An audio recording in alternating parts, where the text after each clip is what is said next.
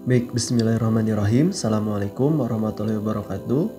Pada kesempatan ini, saya akan memberikan beberapa materi terkait manajemen farmasi. Di antaranya adalah yang pertama terkait dengan pendirian apotek. Nah, outline yang akan nanti saya sajikan, yang pertama itu adalah pendahuluan. Yang kedua adalah pendirian apotek berdasarkan Peraturan Menteri Kesehatan Nomor 9 Tahun 2017. Nah, kalau kita tinjau dari praktek kefarmasian, ada transformasi apoteker dari dispensing sediaan farmasi menjadi penyedia pelayanan kefarmasian dan informasi obat.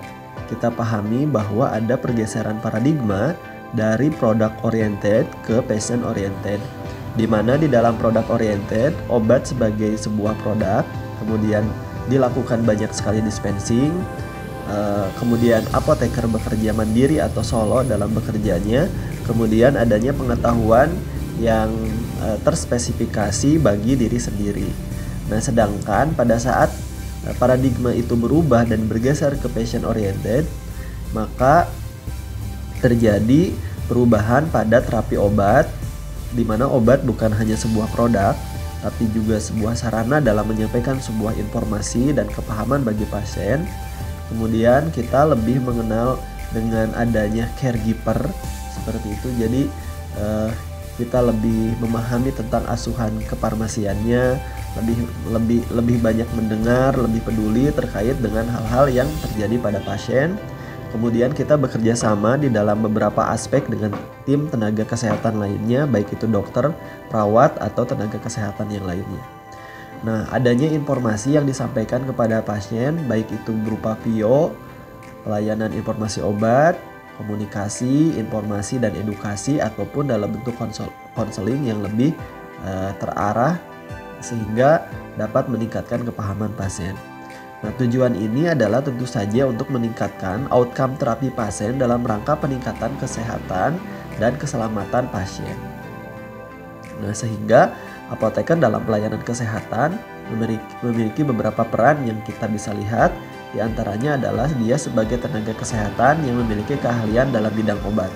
Kemudian dia juga berkolaborasi dengan pasien ataupun dengan dokter dan tenaga kesehatan yang lainnya.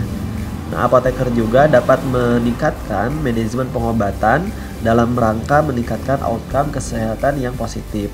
Dan apoteker merupakan anggota tim kesehatan yang bertanggung jawab juga dalam outcome dari terapi obat.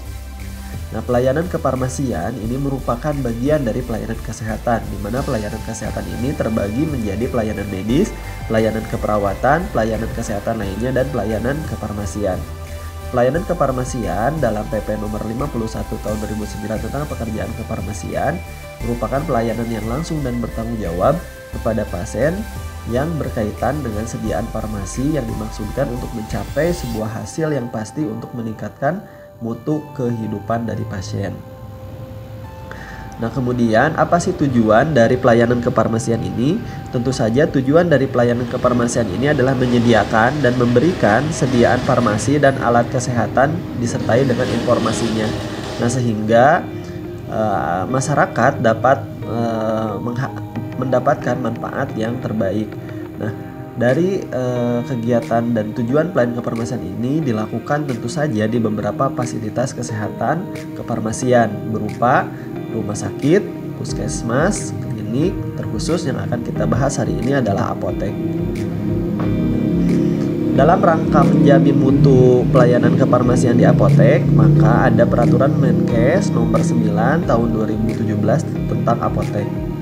Nah, peraturan ini dilatar belakangi oleh beberapa hal. Yang pertama itu adalah peran apoteker pada era JKN hari ini, peran apotek. Kemudian adalah peran penting apotek dalam aksesibilitas, kemudian keterjangkauan dan kualitas dari pelayanan kefarmasian. Kemudian juga bahwa praktek profesi apoteker di apotek perlu suatu mekanisme atau regulasi. Keempat adalah penataan kembali penyelenggaraan pelayanan kefarmasian. Kemudian yang kelima adalah pembatasan masa berlaku izin. Dan yang keenam itu adalah pelayanan terpadu satu pintu. Selanjutnya adalah tujuan dari pengaturan apotek. Yang pertama adalah tentu kualitas pelayanan kefarmasian diharapkan meningkat, kemudian memberikan pelindungan kepada pasien dan masyarakat, kemudian menjamin kepastian hukum tentu saja bagi tenaga kefarmasian dalam memberikan pelayanan kefarmasian. Hal yang diatur dalam PMK ini adalah pendirian, kemudian ada persyaratan pendirian, perizinan, penyelenggaraan, dan pembinaan dan pengawasan. Pendirian bahwa apoteker dapat mendirikan apotek dengan modal sendiri atau dengan modal pemilik modal, baik itu perorangan maupun perusahaan. Meskipun modal dari pemilik modal tentu saja yang akan bekerja atau yang akan melakukan pekerjaan kefarmasian dilakukan sepenuhnya oleh apoteker yang bersangkutan. Nah, yang kedua adalah terkait dengan persyaratan pendirian, ada lokasi, bangunan, sarana, dan prasarana. Yang keempat adalah ketenagaan.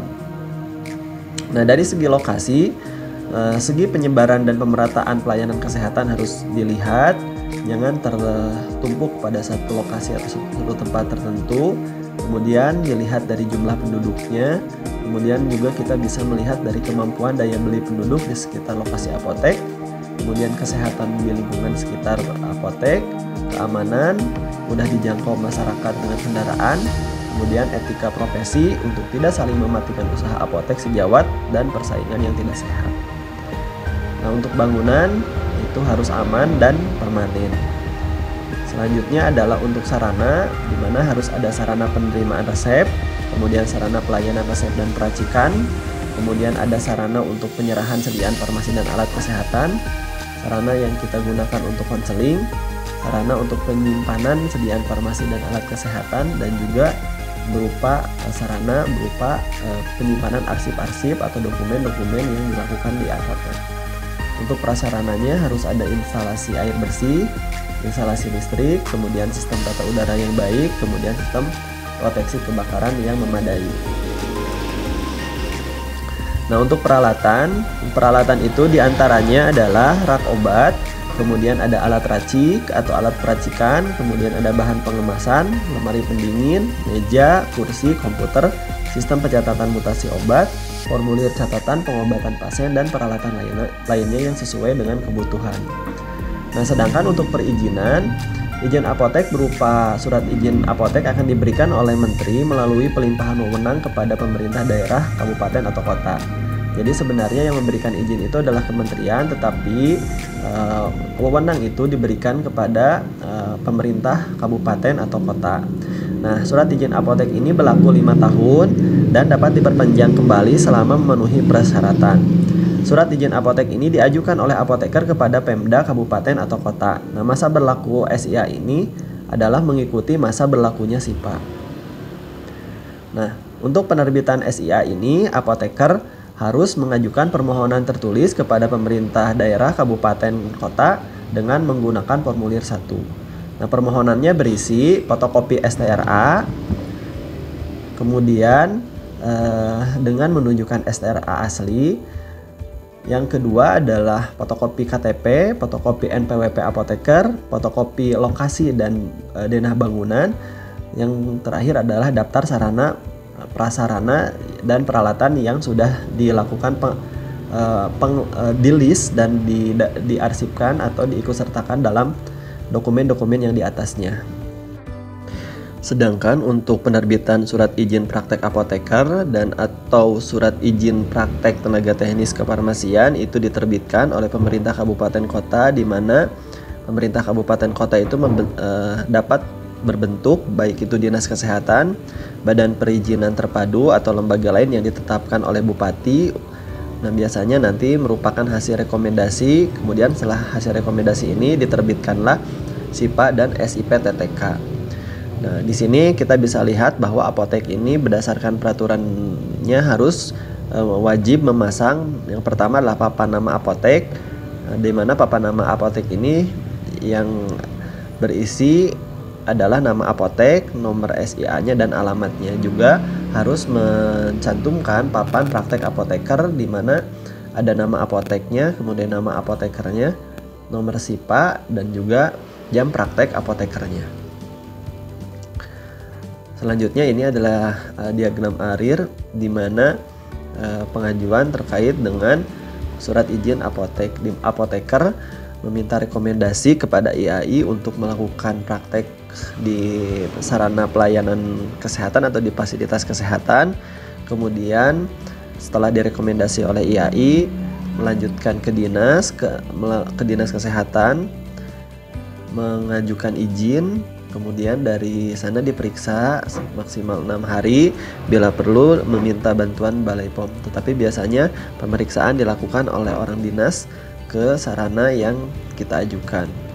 Dari sana tim dinas kesehatan kabupaten kota akan melakukan pemeriksaan. Yang pertama adalah pemeriksaan calon apoteknya. Jika pemeriksaan tidak dilakukan, maka surat pernyataan siap melakukan kegiatan tembusan kepada kepala dinas provinsi. Nah, tapi kalau diperiksa tentu saja nanti akan disampaikan hasil pemeriksaan kepada kepala dinas kabupaten atau kota. Maka ada 3 hal yang akan didapati. Bisa saja itu adalah belum memenuhi syarat, yang kedua adalah memenuhi syarat, yang ketiga bisa saja tidak memenuhi syarat. Kalau belum memenuhi syarat, maka maksimal 12 hari akan ada surat penundaan. Kalau misalkan memenuhi syarat, maksimal 12 hari surat izin apotek akan keluar. Nah, kalau dari surat penundaan ini, maka apoteker diberi kesempatan untuk melengkapinya. Nah, kalau tidak memenuhi syarat, maka akan ada surat penolakan dengan alasan-alasan tertentu yang dikeluarkan dari hasil pemeriksaan apotek oleh dinas. Kemudian penyelenggaraan apa saja yang dilakukan oleh apotek sebagai fungsinya adalah pengelolaan sediaan farmasi, Alkes, dan BMHP. Tentu saja di dalamnya akan selain pengelolaan sediaan farmasi adalah pelayanan farmasi klinik terkait dengan sediaan farmasi, Alkes, dan BMHP. Nah, apotek hanya dapat menyerahkan obat kepada apotek lainnya, puskesmas, instalasi farmasi rumah sakit atau klinik, dokter, bidan praktek mandiri, dan pasien. Untuk pembinaan dan pengawasan maka dilakukan oleh Kemenkes Republik Indonesia. Pembinaan dan pengawasan secara berjenjang oleh Menteri, Kepala Dinas Kesehatan Provinsi, dan Kepala Dinas Kesehatan Kabupaten Kota. Nah, kemudian pengawasan dalam melibatkan organisasi profesi oleh Ikatan Apoteker Indonesia. Kemudian pengawasan juga dilakukan oleh Badan POM terkait pengawasan sediaan farmasi sesuai dengan tupoksi masing-masing. Baik, itu untuk pendirian apotek. Terima kasih. Assalamualaikum warahmatullahi wabarakatuh.